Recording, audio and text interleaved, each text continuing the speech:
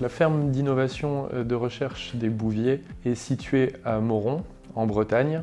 C'est une ferme qui fait 62 hectares. Elle est en zone séchante de l'Ouest, avec une pluviométrie annuelle de 735 mm par an et avec une sécheresse estivale de plus en plus marquée. Sous l'impulsion de la filière laitière et notamment du CNIEL et de la FNPL, la ferme travaille sur la valorisation de la viande issue du troupeau laitier.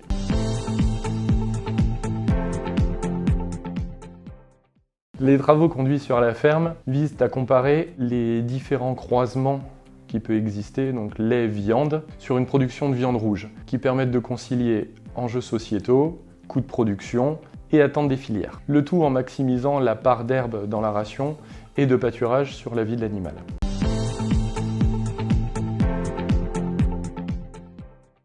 Identifier la meilleure valorisation pour les veaux à faible valeur bouchère.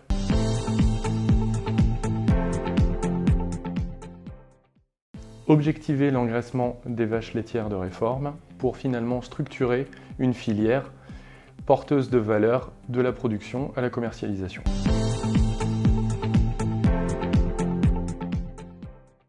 Ces essais ont pour but d'analyser et quantifier le comportement de plus de 45 espèces ou mélanges pour trouver les meilleurs mélanges, les plus résilients, avec les meilleurs rendements, les valeurs nutritives et la meilleure appétence au pâturage.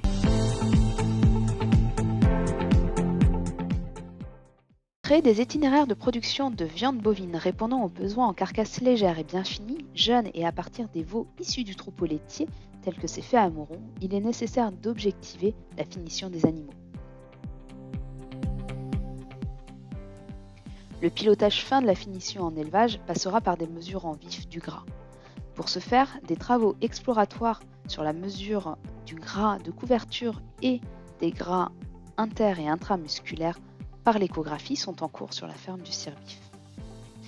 Ils seront poursuivis dans des travaux à venir.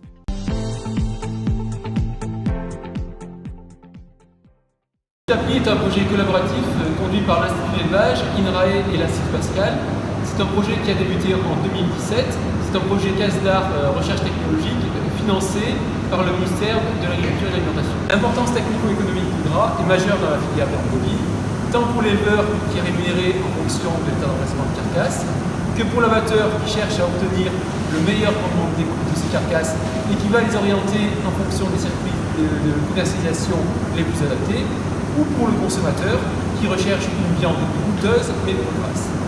Et aujourd'hui, dans la filière viande, il n'existe pas d'outil de mesure du gras dans la viande qui soit réalisable en routine, qui soit fiable, économe et non destructif. Le projet Mitapli avait pour objectif de développer une application smartphone basée sur l'analyse d'images pour évaluer la proportion de gras visible à la vue primaire d'une carcasse de bovin.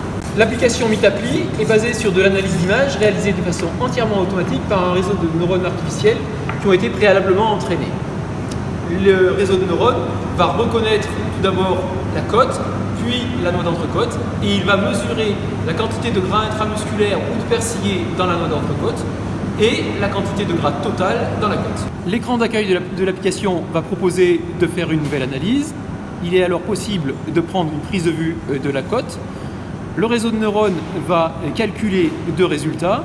Un pourcentage de gras intramusculaire, c'est-à-dire un pourcentage de persillé dans la noix d'entrecôte, ici 4,8%, et un pourcentage de gras total dans la côte, pour cette côte-là, 11,1%. L'application Mitapli est aujourd'hui au stade de la preuve de concept.